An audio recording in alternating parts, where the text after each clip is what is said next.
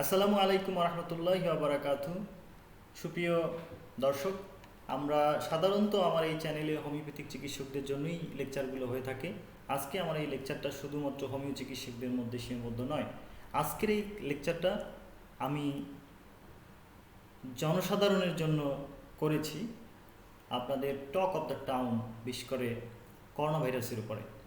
Corona ভাইরাসের উপরে বর্তমান ভার্চুয়াল জগতে অনলাইনে অসংখ্য কথা, তথ্য, মিথ ছড়াছড়ি।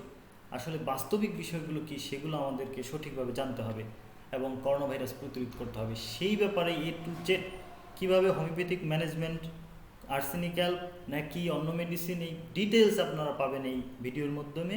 এবং এর জন্য আপনার কোনো হোমিওপ্যাথিক বিশেষজ্ঞ হতে হবে না, শুধুমাত্র বিষয়গুলো শুরু থেকে শেষ পর্যন্ত দেখলেই উপলব্ধি করতে পারবেন এবং আশা করি আপনি জানতে পারবেন।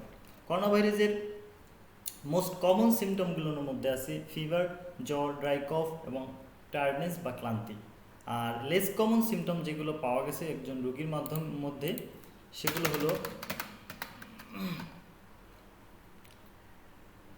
ব্যথা, গলা ব্যথা, পাতলা পায়খানা, নেত্রপল্লবে প্রদাহ, conjunctivitis, headaches, loss of taste or smell, rash of skin, discolouration of fingers or toe ইত্যাদি। সিরিয়াস সিমটমগুলোর মধ্যে আমরা পাবো ডিফিকাল্টি অফ ব্রেথিং, শ্বাসকষ্ট, shortness of breath, chest pain, pressure of loss of speech আর মুভমেন্ট।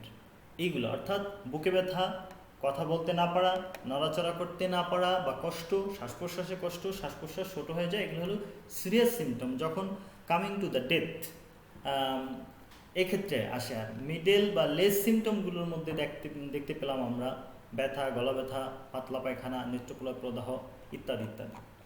তো সুপ্রিয় বন্ধুরা, যে হোমিওপ্যাথিক ম্যানেজমেন্টটা কেন, হোয়াই হোমিওপ্যাথি? সুপ্রিয় বন্ধুরা, আমরা এতক্ষণ জানলাম যে করোনা ভাইরাসের বিভিন্ন সিমটম সম্বন্ধে জানলাম। এবার আসি যে হোমিওপ্যাথিক এবং অ্যালোপ্যাথিক ট্রিটমেন্টে কীরূপ সংখ্যক বিগত মহামারীগুলোতে মারা গেছে সেই ব্যাপারে। আমি অনলাইন থেকে এই ডেটাগুলো কালেকশন করেছি। কলেরা এপিডেমিক 1831 অস্ট্রিয়াতে করোনা এপিডেমিকে অ্যালোপ্যাথিতে মারা গেছে 66%, আর হোমিওপ্যাথিতে মারা গেছে 33%।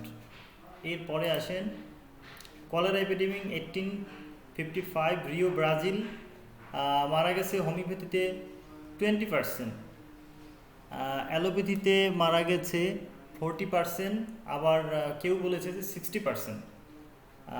দেখা গেছে যে হোমিওপ্যাথিতে 2% মারা গেছে, ধরুন অ্যালোপ্যাথিতে 40% মারা গেছে। ইয়েলো ফিভার 1886 10 ডিসেম্বর, এখানে এপিডেমিক ইয়েলো ফিভারে অ্যালোপ্যাথিতে লস 50% এবং হোমিওপ্যাথিক লস হলো অনলি 6%। স্মল পক্স 1870, হোমিওপ্যাথিতে লস হলো 885 এবং অ্যালোপ্যাথিতে 1735। নিউ ইয়র্ক, সব জায়গাগুলোতেই হোমিওপ্যাথিতে মৃত্যুর সংখ্যা, লসের সংখ্যা কম। সুপ্রিয় বন্ধুরা, আমি যে বিষয়গুলো এই হিস্ট্রিটা আনতে গেছি এই জন্য যে বিগত সালগুলোতে হোমিওপ্যাথির সাফল্য আকর্ষণীয়, কিন্তু হোমিওপ্যাথিক চিকিৎসার মাধ্যমে রুগীকে ভিটা ছাড়া করা যায় না, অর্থাৎ বড় বড় প্রেসক্রিপশন, লাখ লাখ টাকা বিল করা যায় না। এটা একটা বিষয় যার কারণে হোমিওপ্যাথির প্রত্যেকটা বিষয়কে চাপে রাখা হয়েছে এবং হোমিওপ্যাথিকে দাবিয়ে রাখা হয়েছে। বর্তমান করোনা ভাইরাসের বিষয়ে হোমিওপ্যাথিক চিকিৎসা প্রদান করলে আমি মনে করি যে অ্যালোপ্যাথির চেয়েও দ্রুত এবং বিনা কষ্টে আরোগ্য করা সম্ভব। সেক্ষেত্রে হোমিওপ্যাথিক চিকিৎসকদের সুযোগ দিতে হবে। আসুন, সুযোগ দেখ আর না দেখ, অলরেডি বিভিন্ন জায়গায় প্রতিষেধক বিতরণ করা শুরু হয়ে গেছে। আপনি কিভাবে হোমিওপ্যাথিক সেবা নিতে পারেন ঘরে বসে, সে বিষয়েই আমার আজকের আলোচনা।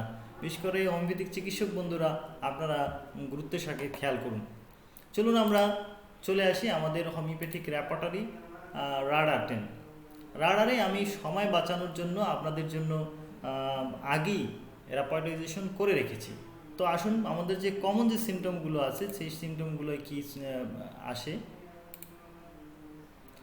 হাই ফিভার, কফিং, জেনারেল উইকনেস ইত্যাদি। তাহলে দেখা যাচ্ছে যে আমাদের এই তিনটে সিমটমে মেডিসিন আছে arsenic, China, gelsemium, phosphoric acid, phosphorus, silicea, nux vomica, apis, colchicum, cuprum ইত্যাদি ইত্যাদি আরও অনেক মেডিসিন। তাহলে আমার পছন্দের তালিকায় করোনা ভাইরাসের মেডিসিন বা করোনা ভাইরাস প্রতিরোধে যে মেডিসিনগুলো আছে সেই মেডিসিনগুলো হলো অবশ্যই আর্সেনিক্যাল, চায়না, জেলস লক্ষণ অনুসারে সেবন করা উচিত। কিন্তু যেহেতু লাখো কোটি জনগোষ্ঠীর মধ্যে একজন করে করা সম্ভব নয়, সেহেতু ম্যাক্সিমাম সিমটম যেহেতু আর্সেনিক কভার করে, সেহেতু প্যান্ডেমিকের জন্য মেডিসিন হলো আর্সেনিক। এবার আমি আসি, China, gels, phosphoric acid, phosphorus থাকতে পারে। এবার আসেন লেস কমন সিমটমগুলোতে। সেখানে আমরা 9টা সিমটম নিয়েছি: লিম্ব, অ্যাকিং pain, throat pain, rectum, diarrhoea, eyes, conjunctivitis, headache ইত্যাদি ইত্যাদি। সেখানে দেখেন যে আর্সেনিক সবগুলো লক্ষণ পেয়েছে এবং arsenic, bell, pulse, রাস্টক্স, ন্যাট্টামিউর, calcarea, merc sol, sulphur, নাক্সবোম, Bryonia, লাইকো ইত্যাদি আছে, ওই সেম মেডিসিনগুলো ঘুরে ঘুরে আছে। সেক্ষেত্রে আপনি এবং আমি আর্সেনিক অ্যাল প্রেসক্রিপশনটাকে ভুল বলা যায় না। আর্সেনিক অ্যাল কত খাবেন, কিভাবে খাবেন, বেল হলে কি ইত্যাদি ইত্যাদি আমি 10টা মেডিসিন বা 5টা মেডিসিন ইন্ডিকেশন আমি আলোচনা করে যাব। তবে আপনি যদি চিকিৎসক না হন তাহলে আর্সেনিক অ্যাল সেবন করতে পারেন। অবশ্যই সেক্ষেত্রে আপনাকে 1, 2, 3 মাত্রার মধ্যে সীমাবদ্ধ থাকতে হবে। সেবনবিধি আমি আমার ভিডিওর পরে বলে দিচ্ছি, ইনশাল্লাহ আপনারা সবাই পাবেন। এবার আসেন সিরিয়াস কেস। আমাদের ক্রিটিক্যাল সিরিয়াস কেসগুলো দেখেছি যে difficulty of breathing, shortness of breath, chest pain, pressure, loss of speech, movement ইত্যাদি। তাহলে এই সিমটমগুলো আমরা নিয়েছি, সেখানে 4টা সিমটম পেয়েছি। এখানে আসে অপিয়াম, বেল, ক্যাম্ফরা, ল্যাকেসিস ইত্যাদি ইত্যাদি আরও অনেকগুলো মেডিসিন আছে। তো বিষয়টা হলো যে আপনার এই সিরিয়াস কেসগুলো কিন্তু প্রাথমিক স্টেজ পার করেই আসে। তো সেহেতু সেখানে আমরা আর্সেনিক আছে, এখানে যে দেখতে পাচ্ছেন আর্সেনিক।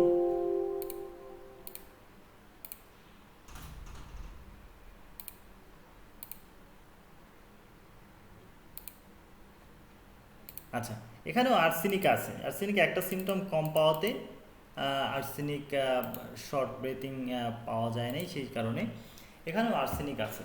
তাহলে আমরা এই সবগুলো সিমটম যদি আমরা একত্রে করি তাহলে আমরা দেখতে পাবো যে আমাদের আর্সেনিক। আচ্ছা, তাহলে আর্সেনিক অ্যাল, তাহলে আমরা দেখলাম যে আর্সেনিক অ্যাল মেডিসিনটা আপনারা এই সিমটমগুলো র্যাপোর্টাইজেশন করবেন, করার পরে নেবেন। তাহলে কোন কোন সিমটমগুলো, কোন কোন মেডিসিনগুলো আমরা সাধারণত এই এপিডেমিকের ক্ষেত্রে ব্যবহার করতে পারি, সেক্ষেত্রে আমি সাজেস্ট করব আর্সেনিক, চায়না, জেলস, ব্রায়োনিয়া, অ্যাকন, তারপর ফসফরাস, ক্যাম্ফরা ইত্যাদি, এই কয়েকটা মেডিসিন। আপনি কখন আর্সেনিক খাবেন, কখন ব্রায়োনিয়া খাবেন, কখন জেলস খাবেন, কখন ইউপুটেরিয়াম পার্ভো খাবেন, কখন সাইলেশিয়া খাবেন, কখন নাক্স খাবেন, এইটা আসলে আপনি একজন যখন পাবলিক বা জনসাধারণ তখন আপনার জন্য নয়। আপনি প্রিভেন্টিভের জন্য আর্সেনিক অ্যাল্প খেতে পারেন। আর যখন আপনি মনে করবেন যে না আমি একজন দক্ষ হোমিওপ্যাথিক চিকিৎসকের পরামর্শ নেব, তখন আপনি আপনার সিমটমগুলো একজন হোমিওপ্যাথিক চিকিৎসককে ট্রান্সমিট করলেন বা প্রেরণ করলেন এবং উনি আপনাকে প্রেসক্রিপশন দিবেন আপনাকে কি সেবন করতে হবে। সুপ্রিয় বন্ধুরা, এখানে সবচেয়ে মজার বিষয়টা হলো যে আপনারা এপিডেমিকগুলোতে খেয়াল করবেন যে হোমিওপ্যাথিক চিকিৎসকের সাফল্য থাকা সত্ত্বেও আমরা হোমিওপ্যাথিক চিকিৎসা সম্ভব হচ্ছে না বা সুযোগ পাচ্ছি না। এর কারণ যাই হোক সেটা আমার বিষয় না। আমি আপনাদেরকে সাজেস্ট করব যে আপনারা হোমিওপ্যাথিক চিকিৎসা গ্রহণ করুন, প্রিভেন্টিভ গ্রহণ করুন, কিন্তু মনে রাখবেন যে হোমিওপ্যাথিতে ওভারডোজ নয়, মিনিমাম ডোজ বা সূক্ষ্ম মাত্রা। অর্থাৎ আপনি আর্সেনিক অ্যাল্প 1 সপ্তাহ খাওয়া দরকার নেই, আপনি আর্সেনিক অ্যাল্প 1 দিন খান বা 2 দিন খেলেও হবে, 3 দিন খেলেও হবে। ইন্ডিয়ান আয়ুষ মন্ত্রণালয় 3 দিনের কথা বলে হয়েছে। সেক্ষেত্রে আপনি প্রতিদিন সকালে 3 মাত্রা নিতে পারেন, এনাফ, তাহলেই হয়ে গেল। আপনি মনে করতে পারেন যে আমি তো ওষুধ খাচ্ছি না, কি খেলাম, ইটস ওকে, 3 দিন খেলেই হলো। সুপ্রিয় বন্ধুরা, অহেতুক বেশি ওষুধের অ্যাগ্রাভেশন হলে আপনি হোমিওপ্যাথিতে যদি এই আর্সেনিক অ্যাল্প অতিমাত্রায় ব্যবহার করেন, ভালোর চেয়ে ক্ষতি এসে দাঁড়াবে, তখন আপনি হোমিওপ্যাথির দোষ দিবেন।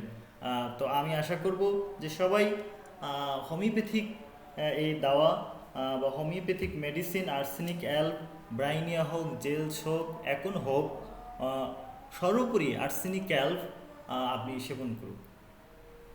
আর একটা মিথ হলো যে আর্সেনিক অ্যাল্পে কত পাওয়ার সেবন করবেন। আর্সেনিক অ্যাল্প 30 নাকি অন্য পাওয়ার? হ্যাঁ বন্ধু, আপনি 30 পাওয়ার, যেহেতু আমাদের সর্বসম্মতিক্রমে বলা হয়েছে 30, এবং যদি 30 না পাওয়া যায় সেক্ষেত্রে অন্য যে কোনো পাওয়ারও আপনি সেমভাবে ব্যবহার করতে পারবেন। এক্ষেত্রে 50 সহস্রতমিক 50 মিলিসিমাম মেডিসিনও যথাযোগ্য ভূমিকা পালন করতে পারে। তো সবাই আশা করি সচেতন থাকবেন, বেশ করে দূরত্ব বজায় রেখে থাকবেন, এবং বাংলাদেশের যে পরিস্থিতিটি সেটিও আমি আপনাদের কাছে একটু আলোচনা করতে চাই। বাংলাদেশের পরিস্থিতি, করোনা ইনফো।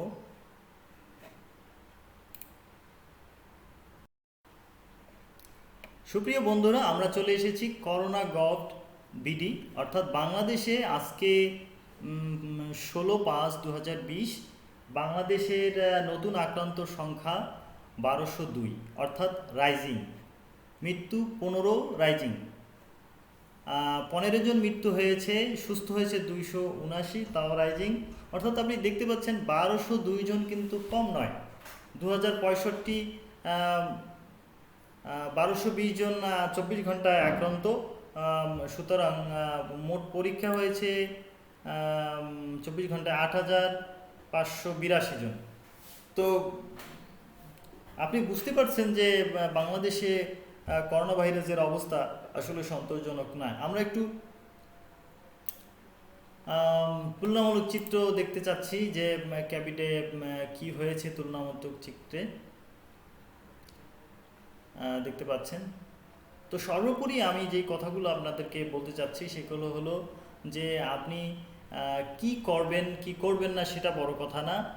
জনগণের, সরকারের কাছে বা দেশের কাছে আপনি একটা সংখ্যা, কিন্তু আপনি আপনার ফ্যামিলির কাছে একজন স্বপ্ন, একটা ভরসা। সুতরাং আমরা প্রত্যেকেই যেন এই করোনা ভাইরাস থেকে নিজেদেরকে নির্দিষ্ট দূরত্বে রেখে, সামাজিক দূরত্ব বজায় রেখে থাকি, তাহলেই আমাদের এই করোনা থেকে মুক্তি পাওয়া সম্ভব। এবং সাথে সাথে আপনার যে কোনো সমস্যায় একজন রেজিস্টার্ড হোমিওপ্যাথিক চিকিৎসকের পরামর্শ নিন। আর করোনা ভাইরাস শনাক্ত হলে অবশ্যই বাংলাদেশের যে করোনা ইউনিট বা এখানে দেখেন আপনাদের করোনা হটলাইন আছে, এই করোনা হটলাইনে যোগাযোগ করবেন এবং আপনি হসপিটালাইজ তাদের পরামর্শ অনুযায়ী হবেন, এবং আপনি বাঁচবেন, দেশের সবাইকে বাঁচাবেন। সবাই ভালো থাকবেন, এবং আপনারা আমাকে ইউটিউবে বা ফেসবুকে খুঁজে পেতে পারেন। সেক্ষেত্রে ডাক্তার এমডি ফেরদৌস লিখে সার্চ দিলে ফেসবুকে পাবেন, এবং ইউটিউবে আমাকে আমার এই ফেসবুক এবং ইউটিউবের বিশেষ করে চ্যানেলগুলো শুধুমাত্র শিক্ষামূলক চ্যানেল, এবং এখানে আপনি শিখতে পারবেন আল্ট্রাসাউন্ড থেকে শুরু করে অ্যানাটমি, ফিজিওলজি, ফার্মেসি এবং হোমিওপ্যাথিক অন্যান্য বিষয়। সবাই ভালো থাকবেন। আসসালামু আলাইকুম ওয়া রাহমাতুল্লাহি ওয়া বারাকাতুহু।